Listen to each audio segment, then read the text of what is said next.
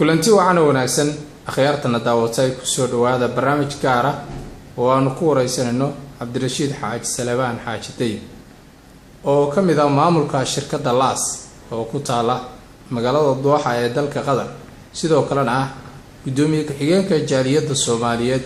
ee dalkan ku dhaqan. wareysigan ayaa waxa uu uga hadli doonaa arrimo badan isla markaasina aanu kaga wareysan doonaa. alxamdulillaah حمدا كثيرا طيبا مباركا فيه صلى الله على خاتم الأنبياء والمرسلين نبينا محمد صلى الله عليه وسلم. أنا أقول كيف فايستنا في فرصة قارئة وريها شرفت بدن وصوب بغضي مكتب كيجا وحامر كورة سلامة إسلام كا بينا يا مدة مسلمين تجودهان كارهان ومدة الصومالية لو قدرنا كهذا ليه كهذا الشيء وعليكم السلام يا سلامة الإسلام السلام عليكم ورحمة الله وبركاته. واتاي ورين قدومية بالواحد فافاين نجسيسا حالة جود دالك قدر يو شركة دادن لاس كهول كشا. دي أنا كهش كيا بركة قدر اسبدلات كل اسبدلات دوسك عادي وودن عادية وقتين دير بان وقتين تذكر ميش بدكنا الصومالي أي شوقين مركب من حاجة تذكر وعم حاجة شاليد أنك أكو تابتو وهاي شاليدها هو ري وقديم سن يدلك القدر أي كسنتان تاي الصومالي مركب وقت دير رؤيمك أينن إلى لحظة سنة بكل دو أي شاليد الصومالية لغتريا إني قدر كثير سنة شاليدو دادك الدولة وغيري أي هاين وحقبت كيلو شاليدو دو حوي وحيالها من دادك الصوماليات ومبانون كل حقبت كيلو هاي عدد كيلو مر يلو هذا عدد كيلو مر تضبكون صدحكون يتضبقون كنتم با مرأة تركوبتو أي هاي مر دويتو وأنا وراء إلى هاي نقولي أنا بس بركة توبيغا أنا دلو بدري Soomaali badan baa noogu biirtay oo noogu kordhay oo ilaa 4,000 iyo bar ilaa meelaha waa noqonaya imka cadadka guud ee Soomaalida magaca Soomaaliga wata waxa jira dad kale oo Etoobiyaan oo isaguna baasaboor Soomaali yaana haysan laakiin Soomaaliya ama Kenya adigu cadadka Soomaalida meesha joogta guud ahaan iyo kullu hawlahood ay nala xiriiraan ilaa 10 way gaarayaan xagga tijaarada iyo shirkadda wax ka shaqeyso shirkadda Soomaaliyeed oo xoogaa ayaan ka shaqeynaa dalkan aniga shirkadda wax ka shaqeysaa transportation baabuurta adigu ayaan xamulooyin waxaan u raraa import iyo outport baan leenahay waxyaalaha ugu badan aan ka shaqeynayna waa kontraado aanu ka qaadanay dalka gudihiisa oo aanu inta badan u gudbino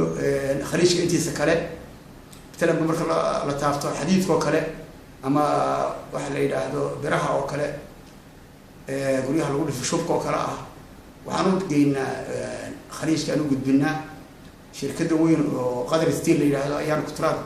aanu ku kala haysanaa kontraad noo dhaxeeya marka shaqooyinkaygu waxyaalahaas u badan yihiin tijaarada import baabuurta dibadaha waanu ka keenaa jarmalka oo kale iyo waxyaalaha shaqada shirkadda iyaduna waxaasay qabataa Soomaaliduna inta badan tijaaradeeda halkan ima ka socota waxay badan yihiin wixii anaga nala mida iyo wixii nagu dhowdhow ayay la nala mid yihiin waa tahay haddii aynu inta uga soo gudbino jaaliyadda Soomaaliyeed ee dalkan iyo xaaladda dalkanba muddo badan ayaa waxaad ku sugnaydeen dalka Qatar haddii aynu weecano dhinaca Soomaaliya muddadaas waxaa ku yimid isbeddello kala duwan dawlado ku meel gaar ah ka jiray hadda dawladii rasmi bay noqotay waxyaabo badan oo la hiigsanaya ayaa jira sida doorashada 2016 bal aragtidaada ku aadan xaaladda guud ee Soomaaliya iyo xilligan wallahi waxa arrimahan aragtida kullee sanadkan hadda ay muuqata ishaaniga iga muuqata horta ilaahay lagama rajac oo rajadiisu waa rajo weyn baynu qabnaa ilaahay lagama quusto rajada ilaahay meel kastaba uga nafsa waqti kastaba waa inaynu qabnaa laakiin waxaan arkaa kullee higsigan imaka la sheegay 2016 ka inaynan marxaladihii markaan ahay nin weyn oo dadkii waxyaalo badan waqtiyo badan soo jiray anigu waxaan ahaa ciidamadii Soomaaliya taarwalayaashii weliba ugu horreeyay baan ahaa weliba ilaa 77 markaan professional hore aan taabto marka anigoo aan beeraha ka qaadanayo kulli tusaalaheeda aan ka qaadanayo waxaan u arkaa inayna hadda higsigan aynan noocan imika loo wada aan meel lagu gaadhayn oonan kuna sidii loogu talagalayna oonan u socon arrimaha noocaas aad baan u dhaliilsanahay waa tahay marka dawladda iyada iyo bal ka waran waxqabadkeeda iyo waxaad fariintaad u diri lahayd wallahi dawladda anigu fariintaan u diray waxa weeye sida imika ay tahay inay isdhaanto isla markaana waxyaalaha tayada imika ay kulley ay tayadooda ku canaanayso tusaale ahaan markaan u tusaaleeyo imika waxaa aad iyo aad ugu habboon ciidamada Soomaaliyeed oo meeshan waxa weeye UN to ay ka faa'iideysanayso annagu ciidamadii hore Soomaaliyeed markaan aan ku suntanaa aan ahaa aragtideeda waxay tusaysaa in dadka Soomaaliyeed wax dadkooda u dhaama ayna jirin dal ahaana dalkooda wax u dhaama dadkooda ayna jirin dalkoodana iyaguna ay faa'iido u yihiin marka dawladda waxaan kaga faa'iideysanayaa oo ku baraarujin lahaa in ciidamada dhalinyarada Soomaaliyeed ee badaha galay ee dhaqaalaha la ama la kala faa'iideysanayay dhibaabaha kale iyo fikradaha kale loo kala dhiibay in laga faa'iideysto in ay u faa'iideeyaan ciidamada dalkooda iyo dadkoodaba oo ciidamada la tayeeyo la mideeyo qabiileysiga laga saaro ciidamo tayeysan oo Soomaaliyeysan oo caadi ay wax laga qabto wax looga qabto oo tallaabada la qaado isla markaana meesha UN ay ka faa'iideysanaysa ciidamada Afrikaanka ah ee dhaqaalaha fiican oo badan u gelayo in nus la geliyo ayay aad ay wala habboon tahay dawladaha wax bixinayana lagu taageero la yiraahdo war dadka Soomaaliyeed ee wax ka qaban kara dhibaatada geed walba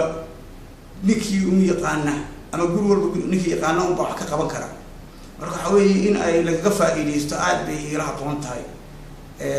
taas waa aragtida aan ka qabo xagga iyo wax inta lagu gudbin lahaa dawladda nimka jirta waa tahay Cabdirashiid haddii aad eegto dhinaca maamul goboleedyada Soomaaliya waxa muddooyinkii ugu dambeeyay soo noqonayay inay soo tira badanayeen bal ka waran fikirkaaga ku aadan maamul goboleedyada ka dhismaya dalka Soomaaliya wallahi Ahmed Darwiishow arinta iyada fikirka marka hore waan runtii aad baan markaa soo dhaweynayay anigoo dareemaya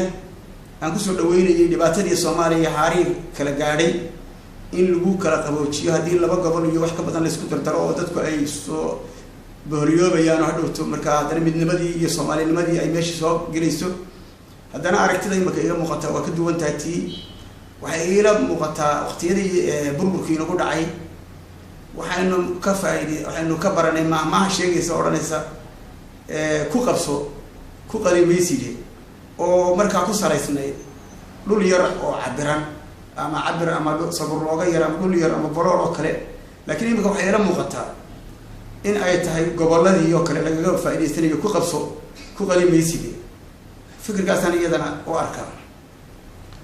waa tahay haddii aynu eegno iyagoo ka duulayno maamulada soo noqday iyo saameynta ay ku yeesheen dalka Soomaaliya muddadii ay dhismayeen maamul goboleedyada waxaa jira iyadana muran soo kala dhexgalaya maamulada ee dalka ka jira iyo dawladda dhexe oo ay ugu dambayso xiisadda hadda ka taagan Jubbaland iyo dawladda kadib markii mooshin laga keenay bal mooshinkaas baarlamaanku keenay iyo khilaafiyadan hortale ee ka dhex taagan dawladda iyo maamulada sida lagu xalin karo wallahi arintaan waxaan u arkaa horta markuu horeysa baarlamaanka 275 ayaa waxa hor yaala dadka dalkan iyo dadkan masiirkiisa waa aragtida aan qabo anigu isla markaana waxaad moodaa xeerarka haddii laba qabiilo ama laba beelood xeer dhigtaan xeerku inuu soo jireen yahay bay wacnaan jirtay waxaan had iyo goor aan maqnaa xeerka qabiil qoraalka ama xeerka cusub ama dastuurkan aan kumeelka aan saxda ahayn ama kumeel gaadhka ah waxaan aad u dalayn lahaa waxaadna moodaa marka aan 275 dib ugu noqdo mooshinada ay keenayaan iyo hawlahan imika kale aanu ka dhageysanayno media iyo aragtidan aanu ka aragno in aynan u nixin dalkooda iyo dadkooda isla markaana ay ku salaysan tahay ninkii markaan mahmaah u soo qaataba ninkii ay loodu ka cuntay balka loo keenay ninka qaadiga ah la yidhi loodana balka ka cuntay ninkan u xukun usha dheer u taagay haddana markii ushii u taagay intaasoo hadhuudha ama masega ah labada luqadood ee si loo kala yaqaanaba ayaan ku xukumay la yidhi hadda loodaadinu shiikhu waa ku jirtay ushii dhulka ku dhuftay la jiifiyaana bannaan yidhi waxaad moodaa mooshinada iyo dhibaabahan ay keenayaan inay wax ku salaysan tahay baarlamaanku la jiifiyaaba bannaan marka aada iyo aada waxaan ugu baraarujin lahaa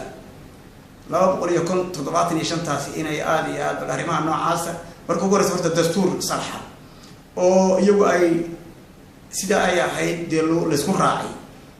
in ay dadka ku xukumaan ayay aniga ra'yigayga ila muuqataa waa tahay haddii aynu intaa kaga soo gudubno waxaa jiray qaxooti Soomaaliyeed oo muddooyinkan ka soo qaxayay dalka Yemen kuwaasi oo soo gaadhay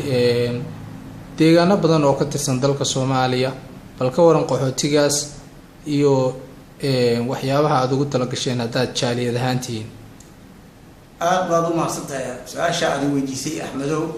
waxa weeye barnaamijka isaga anoo guddiga jaaliyadda ah ama jaaliyadda qadarba kulli guud ahaan u bandhignay waxaan kaga faa'iideysanaynaa waxa jira email aan ku xiriirno dad jaaliyadaha Soomaaliyeed oo qolo guddi dhaxa ah oo dawladana ay kulli ay dawladuna ay qayb ka tahay naga email naga dhaxeeyo oo aan doonayno inaan dhaqaalaha lagu ururiyo lagu shubo laba bankiyo kulli aan la baradooda imika aan soo qori doono ama aanu shir dambe oo aanu dhaqso u qabanayno anoo guddida aanu ka soo gudbin doono gaar ahaan dadka jaaliyadda ah ee dooxa aanu dee ay naga mudan yihiin inuu gudbino marka sida guud ahaaneed waa sida gaar ahaaneed waxaan leeyahay dadka muslimiinta ah gaar ahaan dadkan luqadan aan ku hadlayo Soomaalida ah ha loo gurmado dadka walaalaha ah ha la caawiyo taasi waa xaqayga oo ra'yigayga waa inta u jeedin lahaa ta guud ahaaneed kalena waxa weeye kulli dhaqsaan insha Allah aan iska arki doonaa ama arag bagiyada wixii la aan ku shubalaan ama taageeradeeda waxaan kulli diyaar baan ku imika u nahay waana ku hawlan ugu dambeyntii maxaad uga faa'iideysanaysaa fursadan oo aad ugu baaqaysaa guud ahaanba bulshada Soomaaliyeed ee ku dhaqan gudaha dalka Soomaaliya iyo waliba dibadiisa wallahi waxaan kaga faa'iido baad mahadsantahay fursadan aad siisay Axmedow Axmed Darwiish